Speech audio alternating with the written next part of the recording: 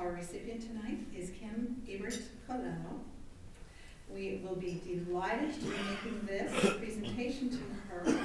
We are very grateful to the people who nominate our prize recipients. And tonight we have Wynne Brown with us, who works with Kim and has agreed to say a few words.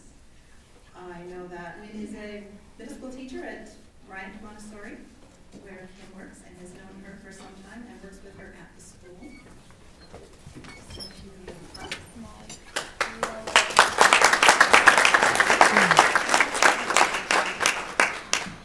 How many of you saw the article today in the Tribune?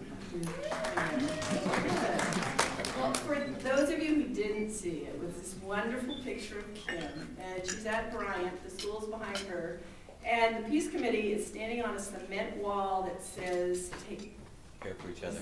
Care for each other. Thank you. Care for each other. And Kim is in the foreground with her hands out like this, and it's just this wonderful, wonderful picture. And the article is also wonderful by Kathleen Merriman. I think it's fitting that I first heard about Kim related to the Dalai Lama. A couple of years ago when the Dalai Lama was in Seattle, I wanted to go, and there were no tickets online, and I couldn't find tickets. And I asked Jody Engel, a teacher who's here also, where she got her tickets. How was she going to go? And she says, "Oh, do you know Kim Ebert-Colella?" I said, "No." "Who is she?" And she said, "Oh, she knows everybody, and she has all these tickets." So I got a ticket to Dalai Lama and went up and had a wonderful, wonderful time up there.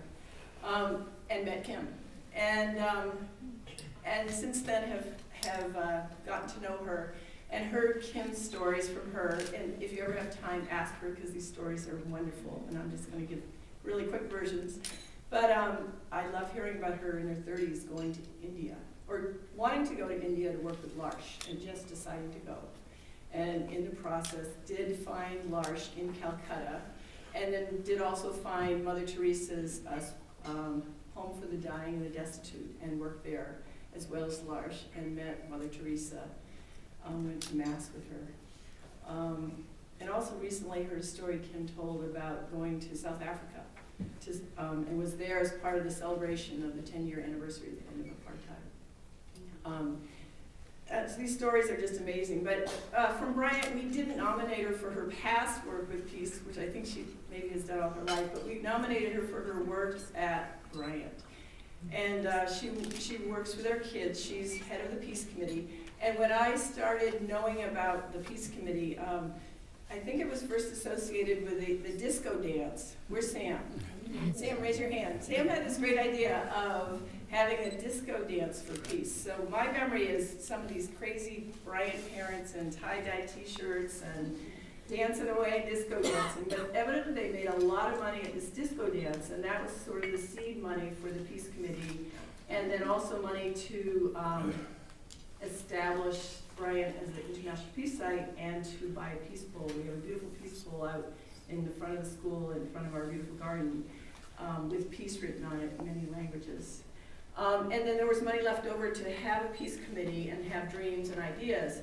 And so Kim facilitated this peace committee, and we have a number of kids here. Actually, with the kids who are on the peace committee, please stand up.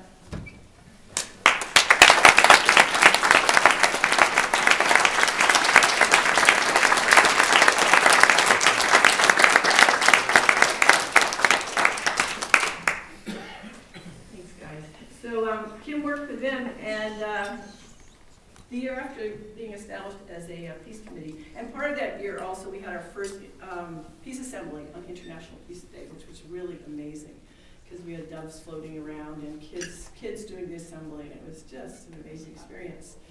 The following year, Kim worked with the kids and allowed them to show leadership and decide on what project they were going to work on.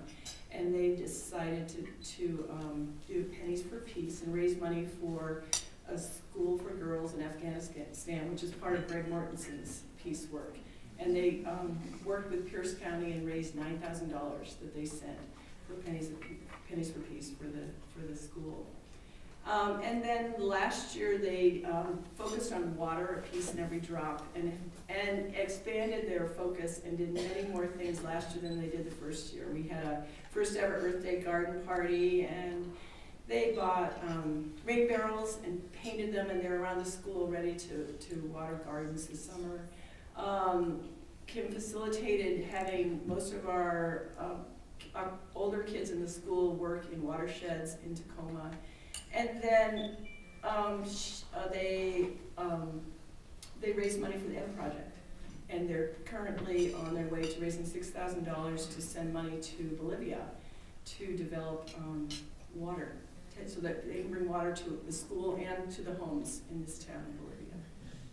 So every year the ideas get better and more amazing. But what I love mostly is that Kim has her peace committee meeting in my room, and so I get to see her work with the kids.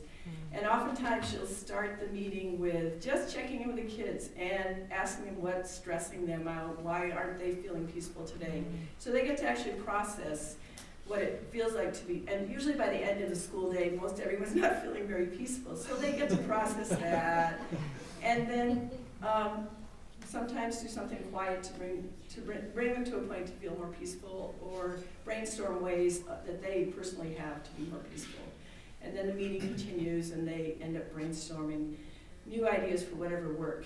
Sometimes it feels like an anthill. They have so many things going on. They this last meeting, they talked about the whole year, and the kids evaluated what they'd done. They just talked about what they did really well and things they would improve, and then jumped off and started brainstorming ideas. The board is covered with ideas for next year's focus. And they came up with the idea that they voted on and all agreed that they were going to focus on nutrition and its effect on peace. So I just love seeing this process because it's so personal with the kids. And it's local, and it's also global. And so I know, speaking for all Bryant's staff, Kim, we thank you for your work with our kids.